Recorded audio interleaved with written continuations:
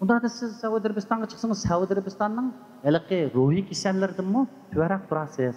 Ya Arapçını bilmiyorsunuz, ya İngilizceni bilmiyorsunuz. İyaga çıkıp siz onu gap kılamazsanız şahının ruhi kiselden tüvenmezsiniz. Benim kallamı dük gidip bırakacak bir ras.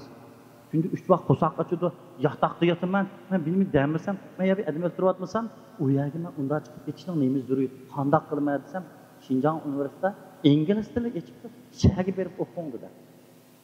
Berip İngiliz tili 1 saat kiriplar, ben onunla intayin qısıp kaldım. 3 ay, 4 ay vaqtda ben bayatınki mendeki itiqat, qattiq kuchli ruh bo'lganligi uchun shu orqali men ingliz tilini Pakistanlik, Hindistonlik şu bazarlarga chiqib tarjimon bo'lganday holat yetdim 4 oyda. Demak, keyin meningki Yaponiyada bir navra akam bo'lar. Uningga mening ma'lum taraflarim yoqqanlikdan uning yordamini keltirish orqali xat yozish va boshqa har turli Yaponiyaga bordim. Yaponiyadami 7 yil yapon tili, universitet ve aspirantga kadar o'qidim. Jungo pulida 400 ming ko'yga kadar men maktab pulini to'ladim. Men iyadagi u pullarni yana qanday qilish, maktabdami o'qish bir jatdi. Bika bosh vaqtlarim bo'lsa, shunday. Bizning universitetimiz kechichlab 24 soat o'qimaydi amaliyotda. 8 soat o'qiydi yoki 6 soat o'qiydi. Uni keyingi vaqt bika bosh. Shu vaqtlarda shu vaqtlarni ishlatsak bir erishitganmiz. O'ylab boqaylik. Biz sakratga tushgan vaqtda haliqi bir suvoqni temitadigan. Nima suv deymiz esimda qolmadi. Bir su. Şu vaqtda nimani istasangiz siz bir yarım saat ko'zni ochib turib beramakdir. Dal şu vaqtki yarım saatmi bizning hozirgi yasha vaqtimizga yarım saat bilan o'xshash vaqt bizga kelgan oltin. Hamda uni bayqasak oltin. Bu yarım saat hatta o vaqtda yejimiga kerak emas yotgan yarım saatdan bu yarım saat necha asli ulug' bo'lishi mumkin. Demak, men shu vaqtimiz nima qilib shundoq tirishdim. Neticede şopurluk maktabımı şehirde berip okudum mesela. Ben çünkü hazırki zaman dünyasına maskelediğin adam buluş için ben çoğum yolda kıysilip bütün yolunu hakki berip küçük deyip mağmay ama yolun uhtırısını kirip durup kakıdan bir kişilik menişim kerek deyip durup şopurluk ilişkisini aşağıda aldım.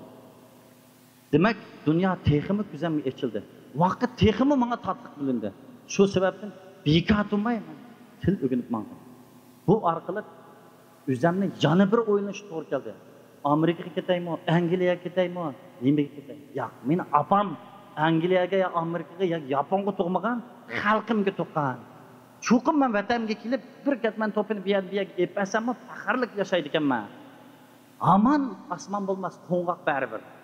Yanılı vatan, mushu zimin bizga ega bo'ladi. Shu sababdan men vatan qaytib keldim. Qaytib kelib, mening diplomlarim hozir chiroyli qo'yib keldi. Men dal bayatınki irodam bo'lganligi uchun men falani aspirant, falani menda ünvanlarım bor mening. Deb men bir muyaga berib boqmadim. Men chunki u yerga berib nima qilaman? Menda shunday umid var, arzular borki, kelajakda bir necha shirkatlarni qurib, bir necha ming, bir necha 100 ming odamlarga men yaxshilik va mehribonlik ato qilishni qalbimga tutdim. Şu sebepten ben kelib en küçük bir işten başladım. Sizler bilemsekin Pakmaya'da bir xamir duruş. Ben dastlabda Pakmaya kıvıtıman desem nurg'un adamlar bana bu Japonda aşındaq yerlerde o'qib, mushnaq qilib, satqil bo'lamdi, pul topqil bo'lamdi onday. Men maqsadim pul tepish emas, menda pulga boyman.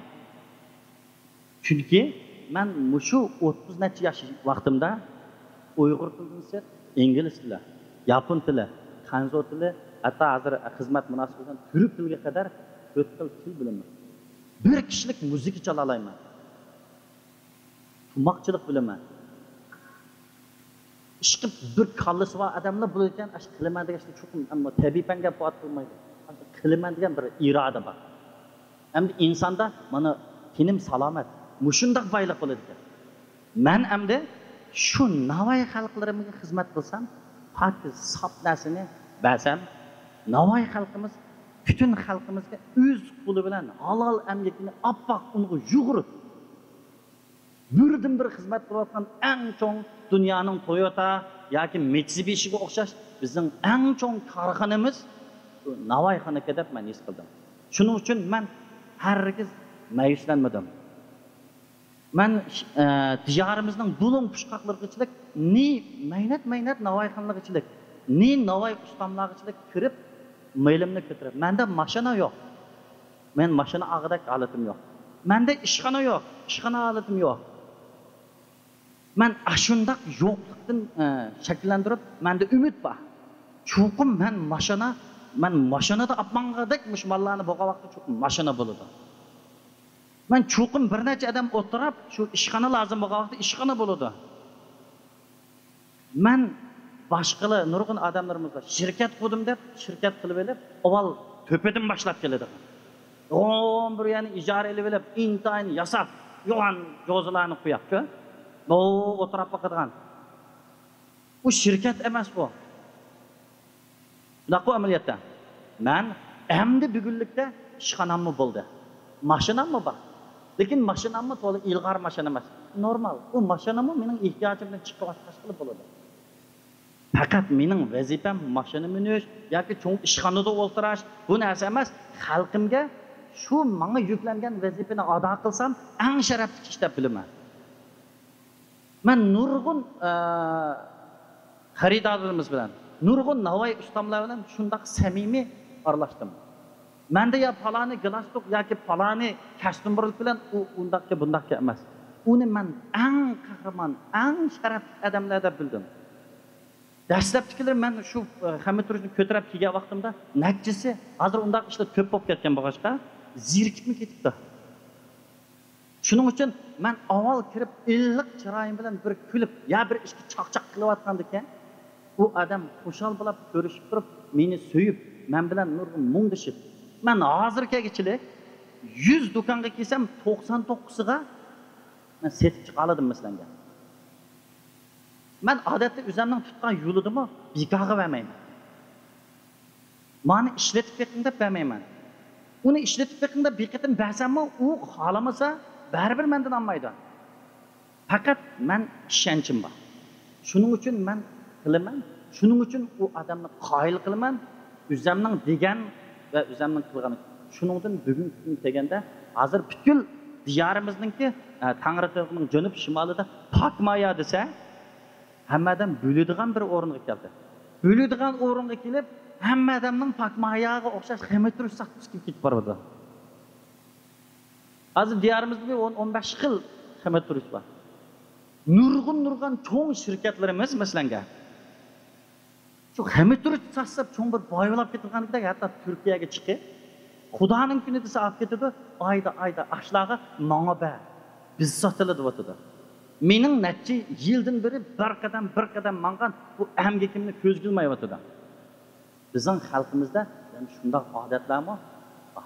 Boshqalarning amgakini ko'z qilmaydi. Biz bayotinki chorvachilik tuyg'umizda, heliqingidek qimmat qarashimizda go'shtni cho'ng biladigan masalanga. Aqliy amgakni ko'z qilmaydigan, boshqalarning amgakini kamsitadigan bu sabablar tufaylidan tagamma bo'lishi mumkin.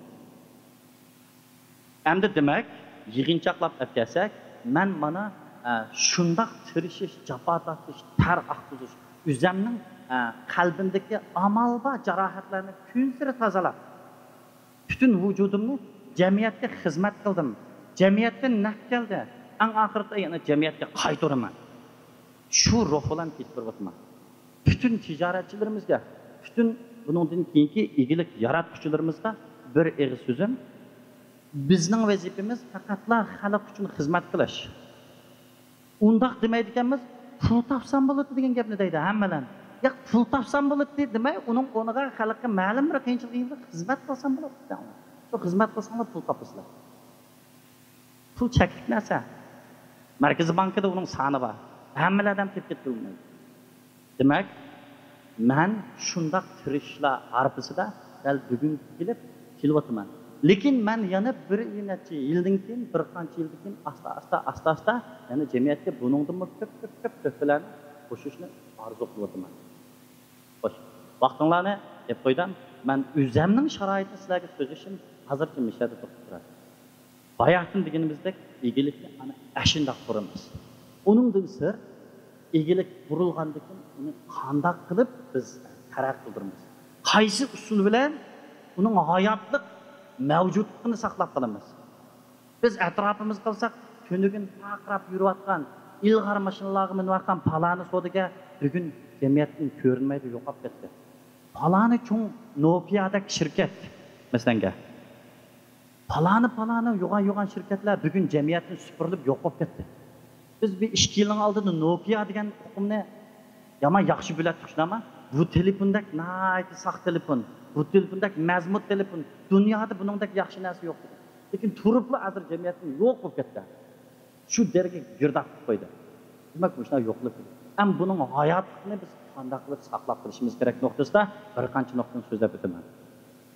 Biz bayaqin degandekdek shundoq qiyinchiliklarda kichik shirkatni boshladik.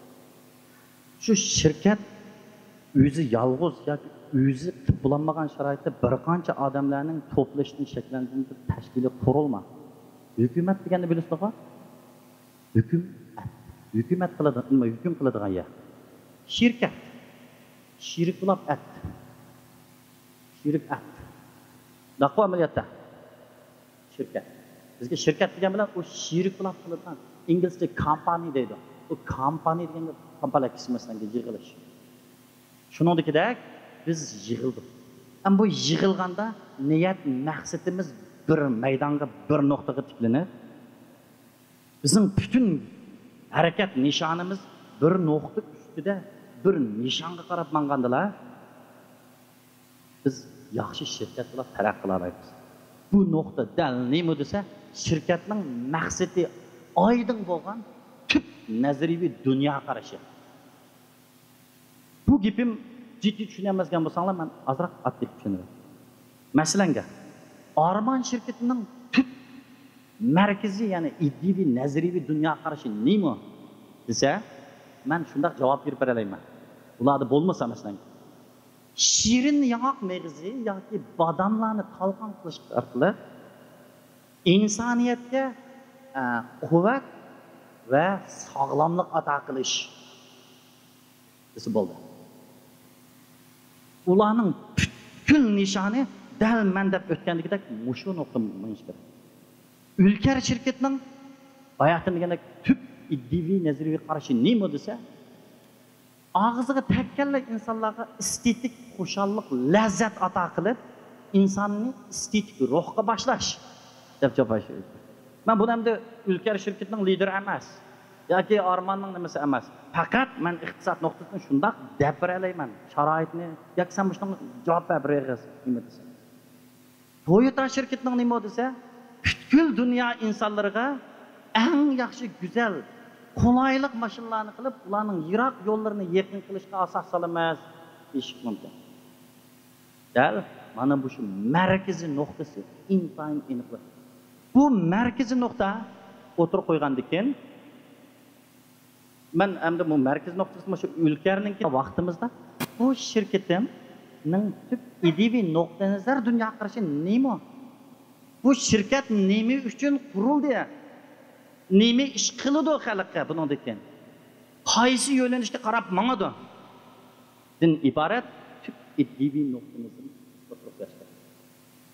Agar siz u yerda tüp iddiy nazaringizni to'g'ri qo'ya olmasangiz, hamon o'rilib ketib qoladi. Agar jamiyatga nazar solsak, shu nurg'un o'rilib ketib qolgan shirkatlarda ularning nazariy iddiy qarashi yo'q. Bu baxtiniga gah pul uchun bo'lsin, gah ma'lum ish uchun gaplar. Siz bugun o'rilib ketsangiz, oson o'rilib ketasiz.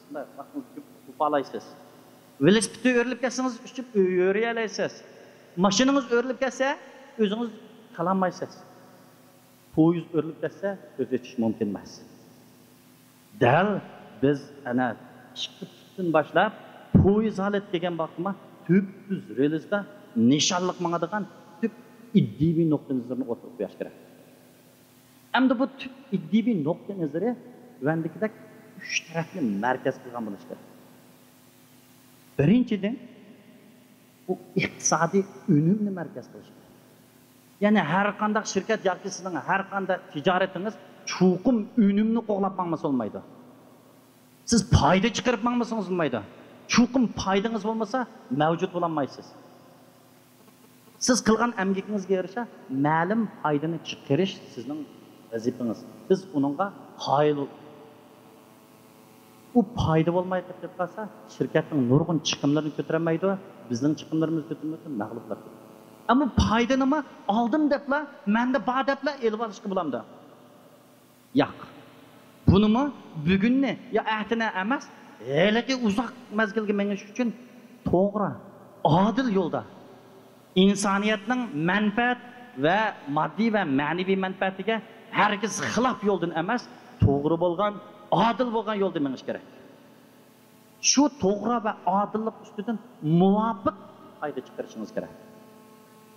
Masalanga, mening hozir qo'limda shu Pakmaya degan xamir turish bor. Men bugun jakalab har bir eshkiga 20 qo'y qetib qo'ysam, mening 100 xaridorim bo'lsa, cho'qim 70 olmay amal yo'q. 30 ya bir oydan keyin ya 2 oydan keyin meni qilib baribir oladi. Mening qo'limda bo'lganligi uchun men cho'qim mushundaq setishim kerak deb uni o'ylasam, men 4 kun yeyman. Undan keyin mulla. Unda emas.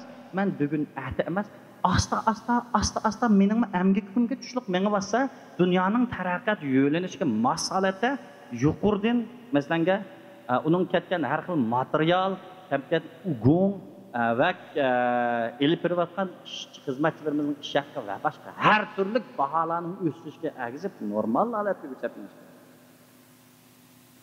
Demak, bayotindek to'g'ri, adil yo'ldan muvofiq foyda chiqarib menish zarur. Shu foyda chiqarib ma'noligidek shu foyda va manfaatimiz bizning dal maqsadimizni o'tirib qo'ygan haliqi tub nuqtai nazarimizga uyg'un kelish kerak. Ikkinchidan, insonchilik ro'yimiz bo'lishi kerak. Biz shirkat qurdik. Shirkatni shaxsiy o'zim uchun emas, xalqimizning qiyinchiligini betaraf qilish uchun qurdik. Bu xalqimizning qiyinchiligini betaraf qilish uchun qurgandan o'zimiz kuchimiz yetmadi. Xalqning ichidan, insoniyatning ichidan shirkatimizga odam qabul qildik. Biz qandaqdir u odamlarni ishlatib olish, uning kuchidan g'ich foydalanib, keraksiz material sifatida tashlab qo'yish emas. Biz o'zimizga o'xshash odam, amgak suyar odam qatorida ko'rib, uningdan foydalanishimiz kerak. Uni kuchimizning boricha tarbiyalashimiz kerak, mablag' etishimiz kerak. Agar unda qilmasak, ya bunun jiq mablag' selib, oranda tarbiyalab qilsam, g'ittir qechib chiqib ketsa, men ziyon taxtib qilib demasligimiz kerak. Bizning insonchilik ro'yimizdan u mayadan qechib chiqib ketsa, jamiyatning mobilikiga berib, shahada xizmat qilsam, men yana jamiyatga baribir to'pa qo'shdim deb insonchilik aqlini ilg'ori ideya tutish kerak. Siz cho'qim o'zingizni va o'zgalarni ana ashundoq tutsangiz, o'zgalarmi boshqa undaq qadamni bosmaydi. Bizning shirkat hozirgi korxonalarimizda ojiz bo'layotgan masalalarning biri bo'lishi mumkin. Biz o'zimizga ishongandek. Hamda adam elishda Nurg'ullo deydi. Ishonchlik adam bo'lsa bo'ladi. Ishonchlik adam tamom. Meningcha dunyoda ishonchlik adam yo'q deb javob beraman. Chunki odam bu yumshoq bir narsa. Tabiat jamiyatning nurg'un g'idiqlashiga uchrab o'zgarib turadi. Shundoq ishonchlik odamlar ishonchsiz bo'lib qolish mumkin. Bu ishonchlikni biz yasaymiz. Ya'ni korxonist. Biz dal inson bo'lgandan keyin uni tarbiyalaymiz. Uni shundoq qila oladigan qilib, uni boshqarishni, uning yo'llarini biz zanjirni yaxshi tutib tursak, u cho'qim ishonchsizlik qilishga emas. Bu inson qalbi bizga o'xshash jarohatlarni tozalab chiqarib etib, insoniyatga yaxshilikni undigan emasmi? Cho'qim bizning qo'limizdagi shagird qilib turib bizdan chiqqan insonlarimiz shu ruhda bo'lsa, hech kimga ishonchsizlik qilmaydi. Bu nuqtadan insonchilik nuqtasidan shundoq deb o'qishimiz. Bumi vaqtinki markaziy ideyamizga xilof kelmas kerak. Uchinchidan, bizning qilgan etgan ishlarimizning hammasi jamiyat uchun bo'lishi kerak. Ba'zilar Nurg'ullo shab dedi bu bola. Men necha vaqt o'zim uchun pul tepib ketganman deb o'ylashi mumkin. Qaramoqqa o'zinglar uchun pul tepayotganday qilgan bilan odam bir kunda bir taqs tomoq yesa, bir kiyim kiysa, bir yo'g'on mashina minib boqsa bo'ladi. Uningdan keyingi eshib ketgan 1 million, 5 million, 50 million, 100 millionlar bu dunyoda hamon ketib qoladi. Shuning uchun biz haqiqiy karxınist, haqiqiy insonchilik ideologiyamizni mustahkamlab turib, bütün şirket uyushib turib, jamiyatga tuhfa qo'shgan, jamiyatning manfaatiga xilof, muxolif ishni qilmasligimiz kerak. Demak, biz shirkat hayotini so'zlab o'tgandagidek, jamiyatning ma'lum bir yukini bitaraf qilish, ma'lum bir qiyinchilikni hal qilish ustiga qurildi. Unda vaqtda biz o'zimiz yolg'iz yashayolmaymiz. Biz butkul jamiyat ichida o'ynaymiz. U tarafimizda xam material oladigan tarafimiz bor. Yoki biz mal setilayotgan tarafimiz bor. O'rtada o'zimiz bor. Bu tarafimizda bizning xaridorlarimiz bor. Va nurg'un kapital yig'ilayotgan kapital egalarimiz bor. Qisqasi bir yolg'iz emas, shunday chambarchasning ichida yashaymiz. Dal bu chambarchas ichida o'zamla bo'lsam bo'ladi emas, uchala taraf hozir deganlik. Har taraf o'zaro yaxshilik qilish, o'zaro manfaatni birdek bo'lish, tang taraq qilish, jafodimi, halovatimi, qiyinchilikmi o'rtaqlashish. Foydadimi o'rtaqlashish, ziyondimi o'rtaqlashish. O'tirda men hajat aqllikkanman, ahmoqman, davomli telefonda chiroyli gaplarni qilish orqali o'qilish orqali qistib oldim. Bu mening aqllik. Ma adamga ma kahfi degan anda kahfi sizni uzun umr ko'rsatdi, o'qiladi, bo'qiladi deb buni olib setib olib bunga. U qilish emas, rast haqiqiy nuqta maydonda turib. İşenç maydonda turib.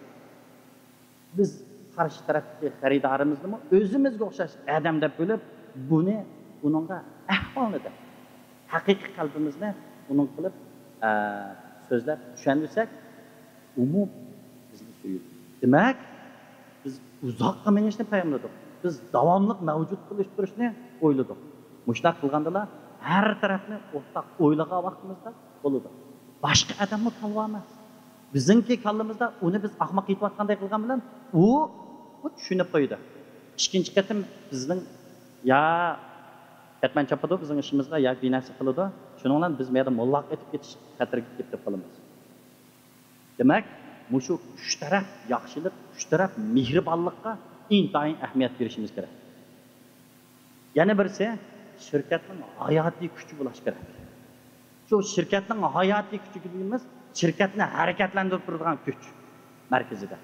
Ya'ni shirkatning raqobat kuchi, shirkatning unum foyda chiqarib turadigan kuchi, shirkatning jiddiy kelgan har turli ziyon zahmatlarga, har turli kelishmasliklarga, har turli ofatlarga bardoshlik berib tura oladigan ziyonga yoki xatarga taqobil turish, xatardan olqib o'tish kuchi bo'lish kerak.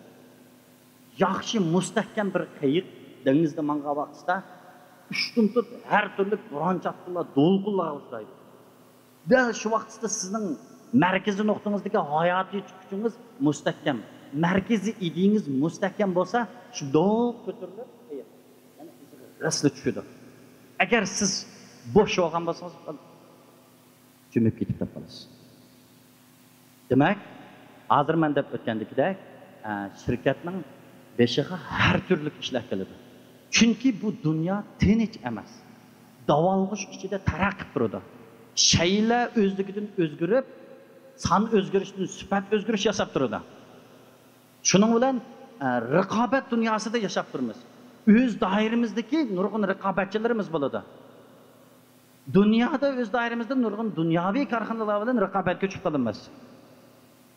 Shu raqobatlardan qandoq qilib, qandoq oldini olib menishdan iborat bizda ya'ni shirkatning markaziy kuchi bo'lish kerak.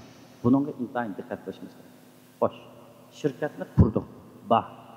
Undan keyin uning tub iddiviy nazariy ya'ni ideya ko'z qarashini o'tirib qo'ydik. Hayotiy kuchini planladik. Endi qanday qilamiz? Dal bir mashinaga o'xshash shakllandi.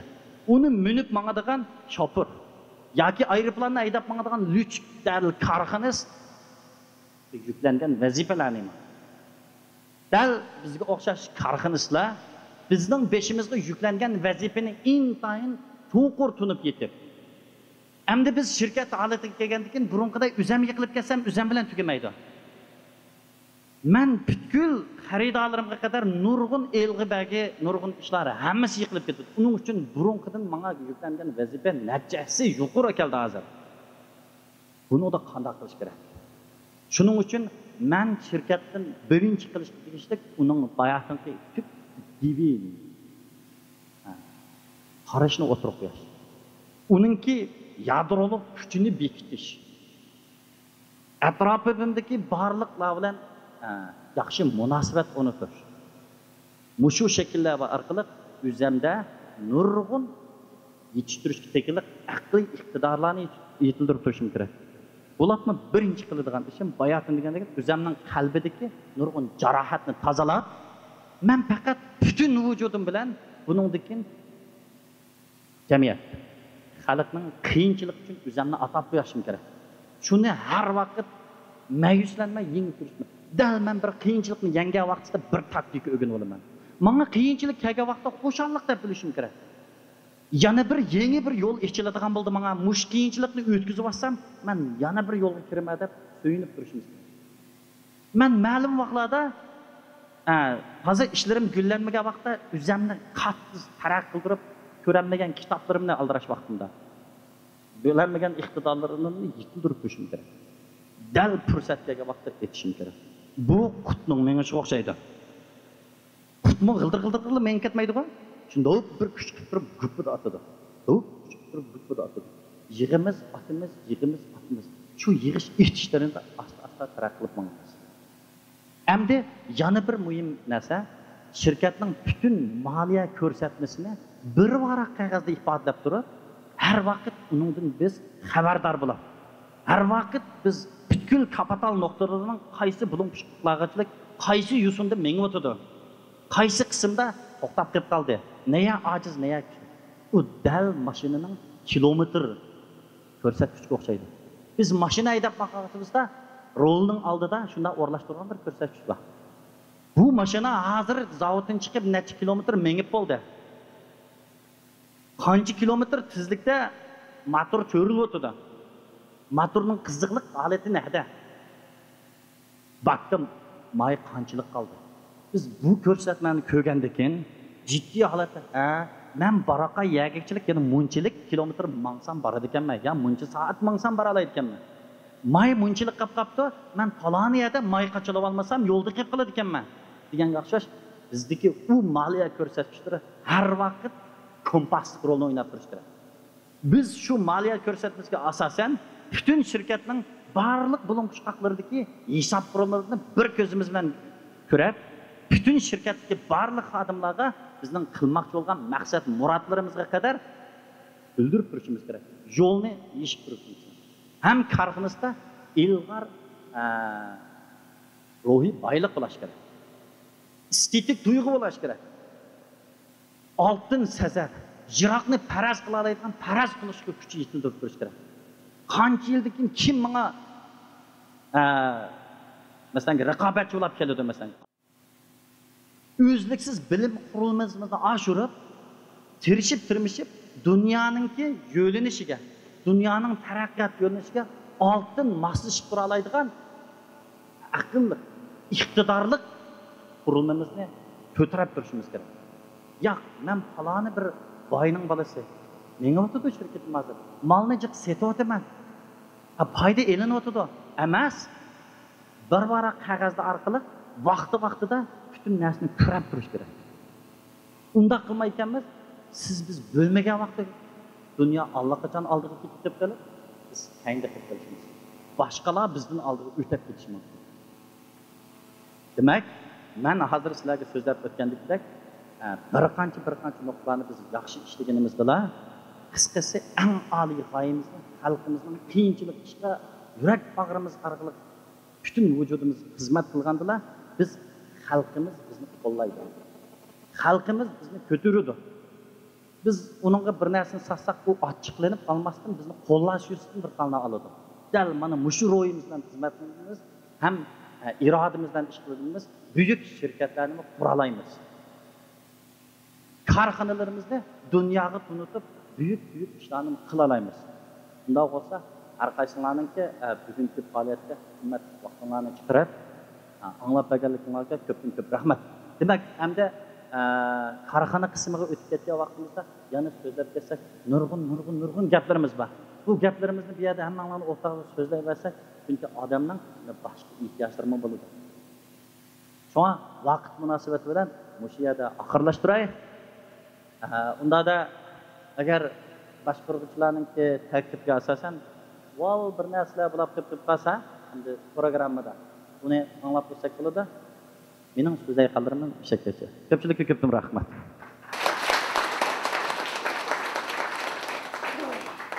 Savollaringlar bo'lsa, so'rasanglar bo'ldi. O'zingiz bir tushunib qo'ygan bo'lsin. Tushunib qo'yamiz. Hürmetlik aziz mehmonlar. Men Kucha Merhaba basma zavodining direktori, Tijorat va Savotamlik kitobining avtori Abdurasul Tursun. Hammanglarga o'tliq salom. Bugungi bu so'rinimizga shundoq ko'p aziz mehmonlarning kelganligidan men shundoq suyundim. Nima degan javoba men iqtisod degan narsani tadqiq qilyaptili, bak cho'ngamdi nima degansamligi 9-10 yildek bo'ldi.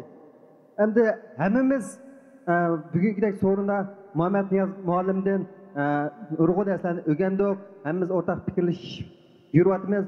Bo'z mushundaq faoliyatlar intayin ko'p bo'lsa, nurg'unlagan qatnashchilar davomli qatnashib, o'zimizning iqtisod engini texmo yuqori ko'tarsak degan umidda. Men shundaq taqlandim, shundaq xushal bo'ldim bugünkidek shundaq yaxshi bir so'rinning tashkilotchisi Ablajonga, hammalarga rahmatimni bildiraman. Endi Muhammad muallimdan so'raydiganim endi Yaponiya korxonalarida bekrak endi ruhini bekrak taklaydi. Sizmi o'zingiz bayada birinchi korxonachilarda igilik ishlash to'g'risida ruh degan narsani birinchi o'rin qo'yib so'zladingiz. Endi men bu materiallardan qisqacha bayqadim. Yaponiyaniki ba'zan korxonalarda bekorga ishlab berish badaliga shu yerda shu bir narsani o'rganishni asos o'ringa qo'ydi ekan. Bekorga ishlab bersang mayli degan ideya keltirib ekan. Shundaqsiga ideya keltirib o'tishda shu korxonalarning qandoq bir shularni ishtaqsiga ram qilalarga aloyligi va degan bir tushuntirib o'tgan bo'lsangiz. Unda bo'lsa, bu nihoyatda yaxshi bir savol bo'ldi. Endi bugungi bu leksiyamizning asosiy temasi egilik tiklash degan bu temani menga Avlajon topildi. Bir ishning oldida. Ushtum tutib kelib, men bu ba'zi Yaponiyadagi 5-yil o'tgan Yaponning ba'zi gaplarini bu yerda so'zlab kelsam, asosiy temadan ko'proq halq yetib qoladigan uchun chiq bu gaplarni qilmadim. Demak, men Yaponiyaga berib haqiqatan yaxshi qildim. Agar imkoniyatim bo'lgan bo'lsa, butun xalqimizni, hammasini bir qatimdan Yaponga olib berib, 2 yildan tarbiyalab qo'ygimga bor edi. Bu hissiyotga kelishdagi maqsadimmi bizning mushundaq bayatın men deb kelgan ruhsiz holatimni Yapon korxonalari qanchalik ruhga keltirib o'tganligini ko'rib olaymiz. Demak, Yaponga men berishdan burun Yaponninki maharifga solgan mablag'i intayin cho'ng ekan. Yaponning kichik quloqsizning bolalari radio yasay oladi, soat yasay oladi degandek shunday gaplarni anglagan edim. Men haqiqatan qandaq bolalardi desam, u yaponlikmi, uncha bir aqlli emas. Faqat ish suyar ekan. Emgak suyar ekan. U Yaponning butun jamiyatga solgan ma'rifning mablag'i insoniyatning bayotinki axloqiy tuzilmasiga sapda. Palaniyaga 10 koy chiqib qapti desa, shartida u 10 koy tiqib olib, deb o'tan Xudoyim berdi. Bu emas. Bu odam qandoq odamning chiqib qolganda bu qanchalik ochiq bo'lib o'tirganda yurakda. Men shuni shu odam ishtik yetkazib bersam bo'lardi. Bu men xajlasam bu mening amgakimga kelgan naq emas. Bu bir mehnat pul. Degandekdak ana shunday ruhlari. Masalanga biz Yaponga borgandan tortib cho'ng buyuk savdo saroylarining bir qancha darvozalari bor ekan, na tarafdan kelsa. Bu hech qanday darvozada posma yo'q. Erkinlik qo'yib etdilar. Xalqancha kirib, xalqan xaridor, men bu yerda o'tdim, shu taraf yaxshi. Xaridor savdoning onasi. O xaridorni ajoyib ko'ngil. Xaridor shunday rohat kirib qila oladi. Ammo shu darajada ishonch bo'lg'achqa hech qanday ishlarga odam to'xtatmagan. Hamma odam elib hali qimmat narsani ko'tarib achkisangiz hech kimning kori yo'q. Balkim bizdagi kameralar. Shadim ancha-muncha bor, lekin u kamera degan bizning yezlarda azroq sayt bersak, katta yo chiqash qilgan yeb ketmasin deb bir yog'ochga chapana qilib qo'ymizmi? Bu kamera degan vaqt chapan. U bir odam uni shunda qarab turadigan u odamning vaqti yo'q. Faqat shu insonni shu bir taqa qo'zg'onning o'rnida kira, yeb ketmang modanni deb qo'ygan narsa. Agar sizlarning bu kelajakda shu diyorimizda 5 ish kelib, kameradan izlab baqaysanglar, bir narsani tuta olamiz ekansizlar. Hech yo'q. Chunki bir odam chiqadi. Hamda demak, bu yerdagi narsa nima bo'lsa, insonlarga bo'lgan ishonchning zo'rdir deb yuqorilar. Hamda Yaponda 4 millionga yaqin korxona bor. 2 millionga yaqini buyuk korxona. Ya'ni bu 200 milliard qora raqam foydasi bor shirkatmi, cho'ng korxona. 200 milliard qizil raqam qarzisi bor shirkatmi, cho'ng korxona. Demak, shunda qarzini dumbasga ko'tarib, necha ming odamni taqib mengib turgan korxonami? Albatta cho'ng korxona. Ya'ni qolgan 2 milliard kichik korxona. U 4 milliard korxonada insonlar tarbiyalanadi. Men bayatında deb o'tdim. Shirkatning asosiy markazida 3 nuqta ro'shan bo'lishi kerak. İnsanchilik ruhi. Universitetlarda biz mana o'qidik. Asosan nazariy so'zlar, asosan ya'ni dasho deymiz, cho'ng o'qish degan gap bo'ladi. Faloni universitetda o'qib kelsa, menga xizmat bermaydi. Undaq emas, xizmatni u yerda bermaydi. Faqat dunyoni yaxshi analiz qila oladigan, tafakkur qila oladigan, har jihatini o'ylanadigan qilib tarbiyalash universitetning maqsadi. U kasbiy maktab emas. Shuning uchun Yaponning universitetlarida o'qib chiqqandan keyin yaponliklar shirkatga odam qabul qilsa-mi, hargiz faloni işte qanchalik biladigan odam to emas, masalan universitetni o'quvchi qabul qilgan vaqtda. Oddiy gap so'rashadi. Chiroyli gap qilishadi, qarang'ishadi. Maqanda, o'qunda, uning adamiligini tanlaydi. Adamiligini tanlagandan keyin qabul qildi. Qabul qilgandan keyin 3 yil, 5 yilgacha biz buni tarbiyalaymiz. 5 yilgacha tarbiyalasak, 30-40 yil bizning shirkatga xizmat qiladi degan ang butun korxonalardan bor. Yaponda bayatın dastlabda Ablajon so'zlab o'tdi. Hamda bayatın nurg'un so'zdan aytdi. Mushunchanglarning ichidan bir yoki 2 odam mening bu gaplarimdan ilhom olib, bir yangi bir igiliklarni tiklab keta olsanglar, men aytuvimni xo'sh. Bu hamma odam achiq igilik tiklab olmaydi. Hamda bayatidagi ruh bo'lsa, igilik tiklaganligi moslashib ishlab bersami igilik.